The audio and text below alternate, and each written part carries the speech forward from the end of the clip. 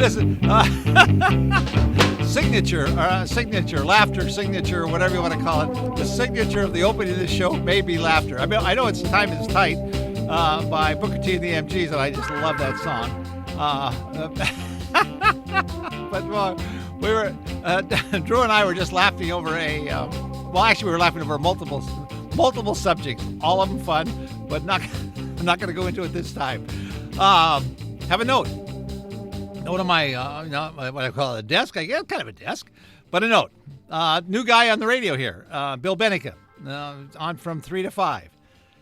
Been around a long time. When I first moved to Morro Bay 7 years ago, I was listening to Bill Bennett on another station, and I thought, he was interesting and kind of amusing. And of course, the other thing is he talked about things that I knew about.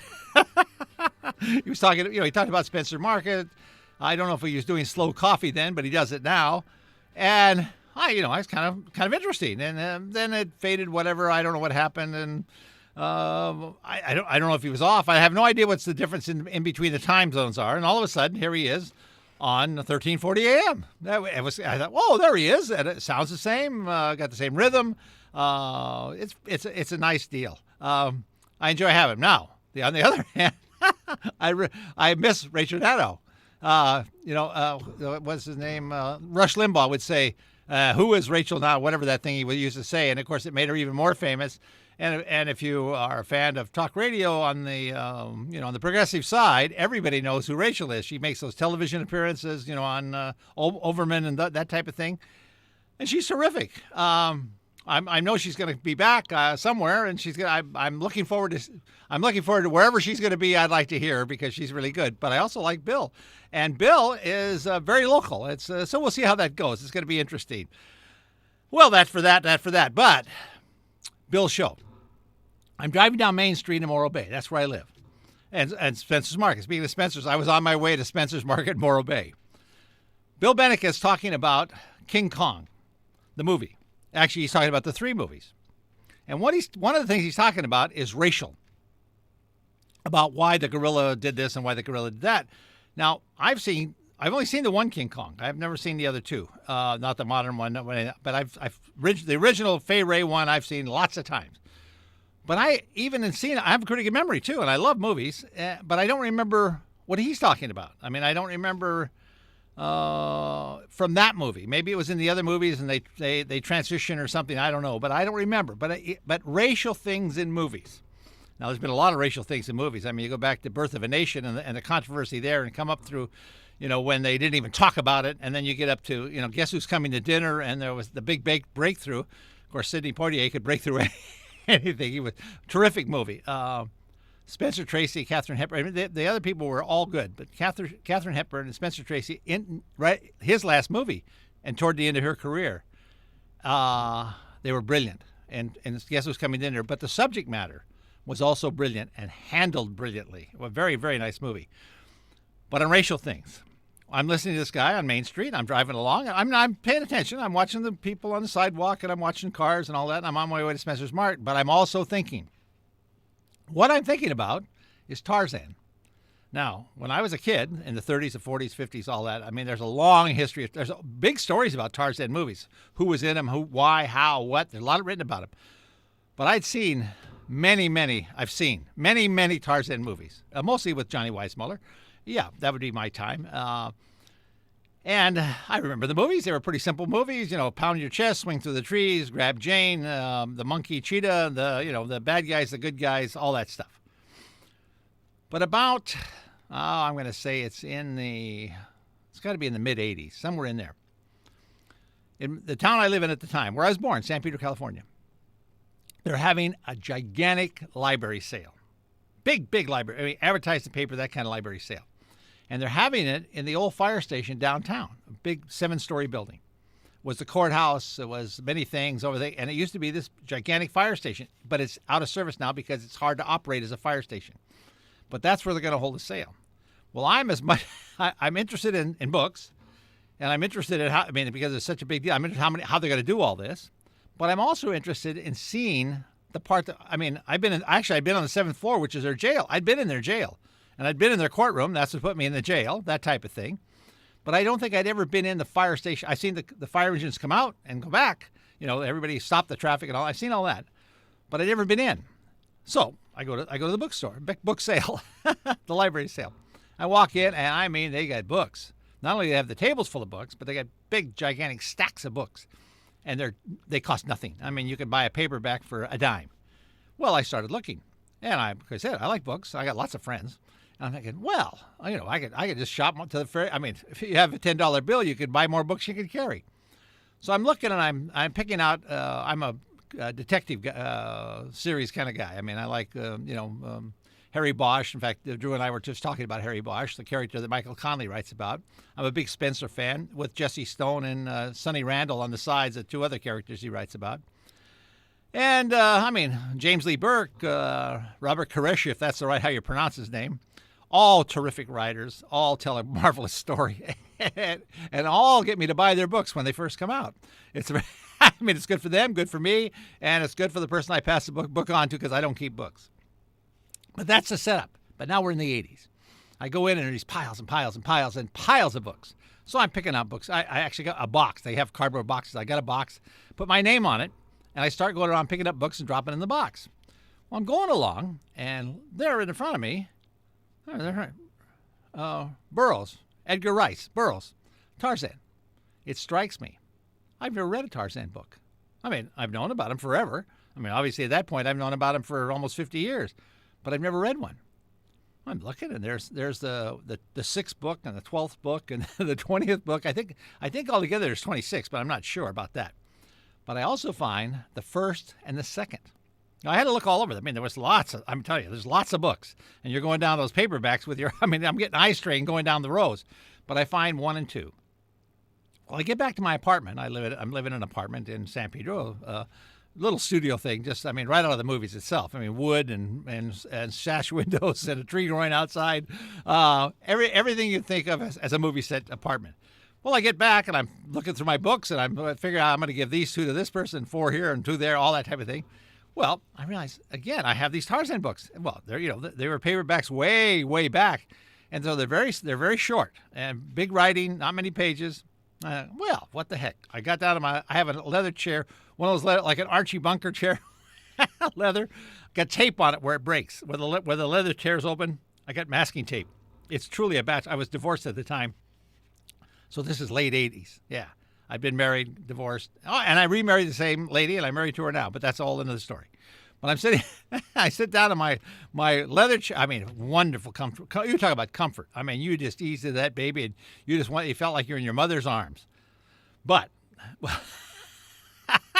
there's another story there, but I can't tell that one either. In this case, I'm down in a chair, and I've got Tarzan in front of me. So I start reading. Well, I've read the first one. It was very interesting how they got on the island, the shipwreck, the whole thing. Got in the second one. Well, in the second one, of course, he goes to England. He's back.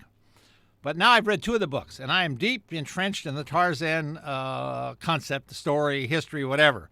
Now, of course, I'm seeing Johnny Weissmuller and Sullivan. I think Maureen Sullivan was who played Jane, and she'd always played Cheetah. But I have them pictured, him in his loincloth and her in her long kind of leather bathing suit kind of thing. That's the picture I have of him. Of course, Tarzan is mad for Jane. Well, in the movies, you never saw this because they only show, I think they can only use one book called Tarzan of the Apes. And so they use that over and over and over and over. There are different versions of it, but the same book.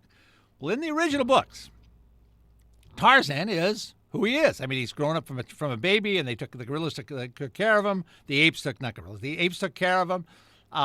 He grows up, he becomes one of them. He's the king of the jungle, and he protects the people, and they protect him, and that type of thing. But what he does, out of curiosity, is he watches the natives. He watches their villages. Well, they're in African villages. Now this is way back. African village. He wrote them in 1911, so this is like turn of the century stuff. But he watches the villages, and he looks to see what they do, and that's how he learns about bad people and good people and how people behave and all that. But that's all he does is watch. Now, there's no emotion in all this until Jane comes along. Now, Jane comes on shore, right? Another problem. Jane comes on shore with her father and her, I think it was just her father. I think the fiancé is back in England. But anyway, she comes ashore. In Victorian English, long dress, bustle, the whole number, comes ashore. I don't. It must have been tough with the bottom of the dress wet to get ashore. But anyway, she comes ashore. Now she's standing in the jungle somewhere. I mean, I don't remember exactly. Tarzan, Johnny Weissmuller, Tarzan sees her, and his heart begins to beat fast, and his pulse begins to race, and he hears the violins played. He is mad for Jane. Remember, she's in a bustle, long thing, all that, and he is going. He's like a 17-year-old that just ran across the head cheerleader. He is beside himself with emotion. Well, that's all fine, all that. And then I realized that Tarzan, in all these villages, there were all these naked natives.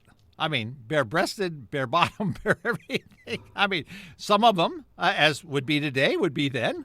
Some of them would be average. Some of them would be below average, but some of them would be beauties. I mean, perfect shape, small waist, nice hips, whatever. And they're out there walking. And, of course, Tarzan feels nothing for them. Doesn't get aroused, doesn't get excited, no heart beating, no pulse. Well, I'm driving down Main Street considering this.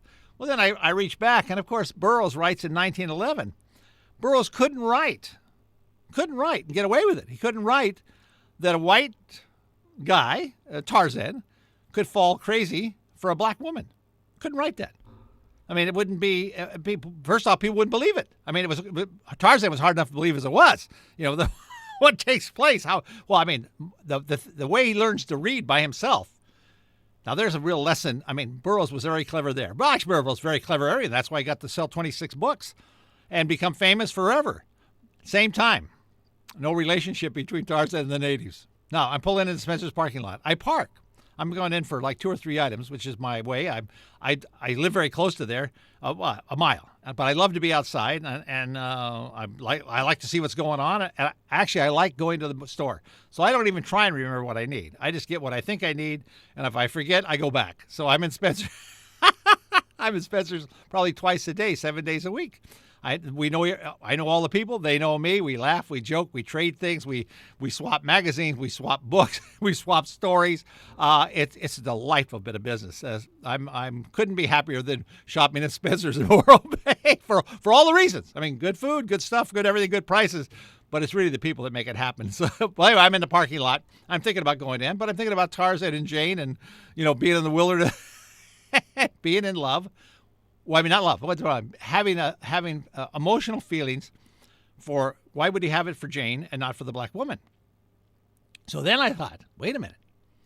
I'm 74 years old. I've lived through a life. I've read books. I've watched movies. I've talked to people. I says, today, 2007, what about a white man and a black woman, or a black man and a white woman today? I mean, I know about, Guess Who's Coming to Dinner was a lovely story, and it works out very well. And it's, there's harmony, and there's understanding, and there's philosophy, and there's all that. But even when that movie was made, it would have still been a tough transition. But I'm sitting there and thinking, have I ever had a thing? Have I ever had a thing for a black woman? And it turns out, I was searching my memory, but I went back, and yes, sirree, there was. Yes, a waitress. Nothing, we talked, we laughed, we joked, we did all these things. But I was, I was married. That's right. It's not that I'm such a moral guy. It's just that, it's very difficult to, unless you're the type, pursuing another woman when you're married has lots of difficulties beside the morality, ethics, and all that part of it. There's lots of stuff involved. But I remember thinking she was really Haas Hut in Belmont Shore, and that's down below Long Beach a little bit. I forget her name. Charming. Think of Dorothy Dandridge, if you remember Dorothy Dandridge. There's a couple of rock stars now that are gorgeous, but I don't remember their names. But this lady was not rock star beautiful or movie star beautiful, but she was very attractive. And I remember thinking, woo. As I was a young man, and I had all the hormones that young men have and all that. But I thought, man, oh man, and I even thought, I remember thinking about it at the time, if I weren't married, I would pursue her. I mean, I would do the best I could. I mean, not that she'd necessarily be interested. You could pursue and not having a reaction, but I would have pursued. I'm thinking, what if? The big what if. I says, what if you pursued? And I'm a white male guy. What if I pursued this is probably I'm guessing somewhere in the 50s or 60s. But what if I had been single? And so the ethics, moral, all that was beside. It's just a matter of choice. And I had pursued. Right? And let's say, I wish I could remember, I can't recall it. It's a nice name like Jane or something like that. No, I don't mean Jane like Tarzan Jane. But some, the name you hear, Judy, Jane, Samantha, whatever, some name you hear all the time. Pamela. I don't remember it. But what if he'd pursued? What if I'd pursued? And she had decided that I was, I'm something a man she'd be interested in. And we date.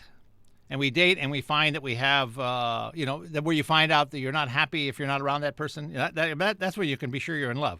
If the person isn't there, you don't feel as good. You know you're in love with that person if you don't feel as good when they're not there. But what if that feeling had developed? And you say, oh, wow, I want this feeling forever. I want to have a woman in my life, and hopefully she wants a man in her life. Well, when that person isn't there, you think, oh, it'd be better if she were here, or it'd be better if he was here. That's a very nice feeling. I've had it, and I have it today.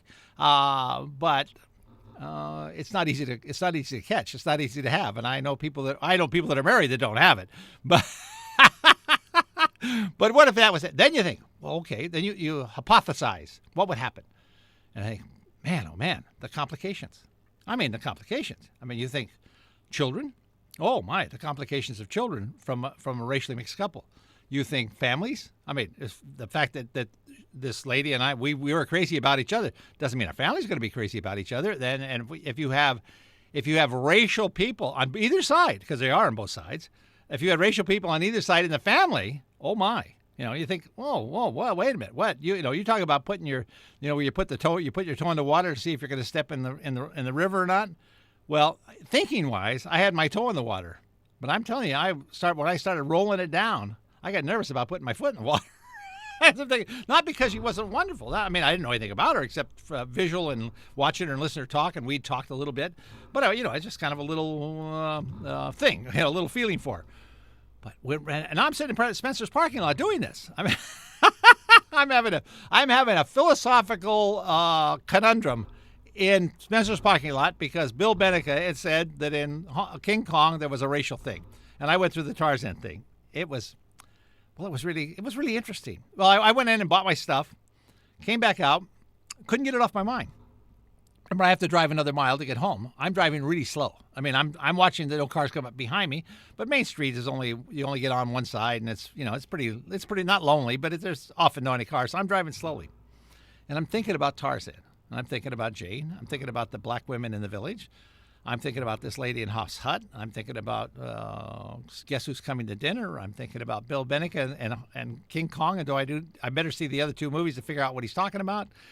So I have a better interesting thing about talking about. Well, then, while I'm doing that, I'm thinking about the library thing and the books and the Tarzan thing. I remember the building, the 7-story building, which is still there, 7 stories. Old building, brick, survived the quake. It might have been built after the quake, of 33. Maybe, I bet it was built after because I assume they reinforced it because it's still there. They don't use it for a jail anymore. They use it as a gathering center, and I think there's some art galleries for the harbor department, stuff like that. But this building that was on the bus route. So every time you took the bus, you saw the building. And, of course, I spent time in their jail, so I have a real feeling for that. I said spent time in their court with those wooden benches, and the guy sits up there with his, with the guy with the gavel was up there. So I have a real sense of the building. But you have seen the building. If you watch television, television shows, Law and Order, not Law and Order, they shoot that in the East, but Hill Street Blues, and that one with Jimmy Smits in it, whatever that was, Blue something. Well, anyway, all these shows that revolve around shooting, chasing, stealing, that building's in it. Schwarzenegger's, a couple of his movies, Echo, Eraser, and something else, the building's in it. But for 3 years, it was the office of, going back to, the office of Spencer, Robert Parker's character Spencer. It was the office. Urich would climb up the stairs and go through the door, and of course, then they would go to a set piece somewhere in Hollywood or some backstage thing, and they do whatever they were doing in the office to be done there. But it shows them walking in, shows them walking out. They call it an establishing shot. So they'd show the building, they'd come down and show the entrance, and then he'd pull up and get out of the car, and I think he drove a Mustang, and he'd get out of the car and he'd go up the steps, and the show would begin, or the show would be ending, or something would take place there. It was really interesting for a person that spent their life looking at the building, and here's Urich going up and down and all that. Well, anyway, it's been, like I said, this building's been around time. If you have, it's like the guy that died last week, the old actor, last name Lane. That he was 104. It was I don't know if the obituary was in the Tribune or not. It was in the Times. The guy was 104 and had been in movies since the 30s, and was working up until just a short time ago. If you see the obituary, you won't remember his name was Charles. You wouldn't remember his name was Charles Lane, but you certainly remember who he is. I mean, you see it again. He's been in hundreds and hundreds of movies and television shows. Anybody that's watched entertainment over any period of time, you've seen him somewhere between 10 and 100 times. And but that was, they say, you have a feeling for this guy, you have a feeling for what he did, you have a feeling for your past in the entertainment world. I have that thing for the building. It's pretty cool. Anyway, the fire station, the this, the that, Seventh Heaven. There's because I talked about being in jail, I was going to shift into a story. I'm a storyteller. That's what that's really what I do, is tell stories. Short ones, long ones, sometimes only 3 or 4 words, but they're all in a sense a story, because I'm not, I don't have a necessarily an agenda. I like to talk. I hope you like to listen. Well, of course, it's always be fun to sit across from a table over a cup of coffee and have a chat. Actually, speaking of that, I was going to go somewhere else, but I'm going to wrap up with this. I have a friend who lives in Cayucas, up the highway from me. She has just gone to work as selling advertising for a newspaper. She's writing a book, a very interesting premise of a book, and I keep telling her, keep writing. I finally got her to put up a storyboard so she could follow her story, and she did that, and she was very happy about it. She had never done that before. But she selling this advertising. There's a new place in Morro Bay. It's for espresso, called the Blue something. It's used to be a real estate office. They converted it over, and it's an espresso place now. Well, she sold them an ad in this little newspaper that sells in that area called The Rogue, out of Cayucas. The Rogue newspaper, good, interesting newspaper. It does unusual stuff, which makes it interesting. Anyway, she sold the ad. Well, I'm talking to her about something else, and she was talking about. I said, "You doing any good?" And she talked about this ad. So I picked up The Rogue. There's the ad down the corner for the place. Right?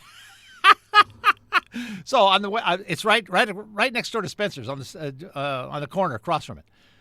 I stop in, order a cup of espresso, tell the lady behind the counter that I read the ad in the newspaper, in the Rogue. And she says, "Oh wow, that lady that sold this ad was just in." And I didn't see her. Kimberly's her name. But then we talked for a minute about espresso. I don't know much about espresso. I'm a coffee drinker. I mean, I just get a cup of coffee and that's it for me. They do all this. They have a board full of stuff like a Starbucks. So I ordered something, and I got that, and we're talking and all that. I'm just about to leave. I changed the order, and I put some cream and sugar or whatever in this thing, and I'm just about to leave. Well, the lady that owns it comes in, and she's talking to me about, because she knew I'm, a new customer, so she's chatting me. And I says, I came in because I saw your ad in the Rogue paper. And she just practically danced in a circle. She was so happy. I mean, you pay money for the ad. If somebody comes in because of the ad, now that was part of the reason I was in. Listen, it's great talking with you. I'll see you next week.